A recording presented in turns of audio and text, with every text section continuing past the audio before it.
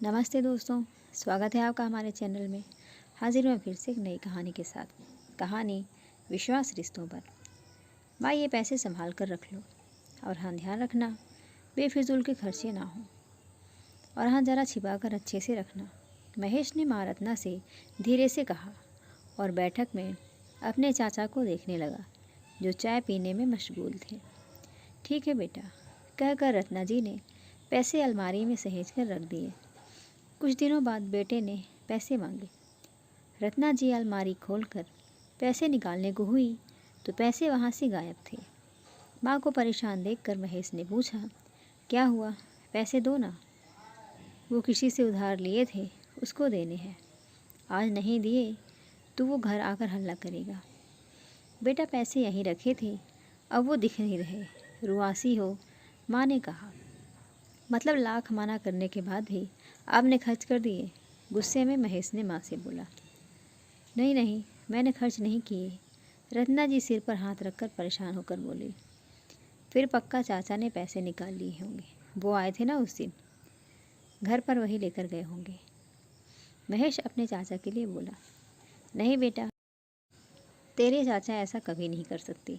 ये तो चांद पर थूकने के समान है। जो इंसान तेरे पापा के जाने के बाद अपने परिवार के साथ साथ हम तीनों की जिम्मेदारी बखूबी उठा लिया, वो ऐसा काम कभी नहीं कर सकते। माना अब उनके हालात अच्छे नहीं हैं, पर ये काम वो कभी नहीं कर सकते। ना ना, ये काम उनका नहीं हो सकता, रत्ना जी तपाक से बोली। माँ, ये देखो कैसा लग रहा है। तभी उनकी बेटी एक सोने की चैन गले में पहने दिखाते हुए इतराकर बोली। ये कब लिया तुमने? महेश ने पूछा। रत्ना जी भी आश्चर्य कर रही थी। अरे उस दिन भाई, जब तुम काम करने में व्यस्त थे, मैं तुमसे बोल रही थी कि मुझे एक चैन पसंद आई है, पैसे दे दो, लेना है। तुमने काम करते हुए कहा अलमारी में रखे हैं, ले ले, और आज पूछ रहे हो कब ले लिया। मैं सुनार को ऑर्डर देकर आई थी, अभी लेकर आ रही हूँ, मनु ने कहा। मुझे बताया भी नहीं और पैसे निकाल लिए। और तुम बेटा चाचा को दोषी बता रहे थे। मैं कह रही थी कुछ भी हो जाए, वो नेक इंसान कभी ये नहीं कर सकते। रत्ना जी दुखी होकर बोली। भाभी, आप ये क्या कह रही हैं? मैं क्यों बच्चों के पैसे लेने लगा? मैं तो हर दिन आप लोगों की खैरियत पूछने आ जाता हूँ। मुझे क्या पता आज बच्चे बड़े होकर अपने चाचा को ही।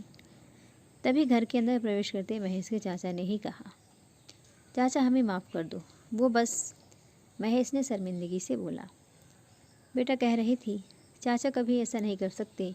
चाँद पर थूक कर तुम खुद ही अब लज्जित महसूस कर रहे हो। कहने से पहले सोचना चाहिए हम किसके लिए क्या कह रहे हैं।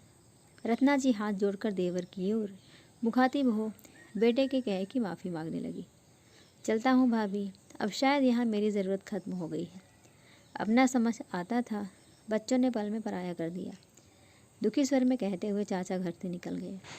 ये आरोप उन्हें बहुत तकलीफ़ दे रहा था। रत्ना के साथ साथ महेश भी अफसोस कर रहा था। दोस्तों, कहानी आपको कैसी लगी ज़रूर बताइएगा। लाइक करिएगा, चैनल पर नए हैं तो चैनल को सब्सक्राइब करिएगा। धन्यवाद।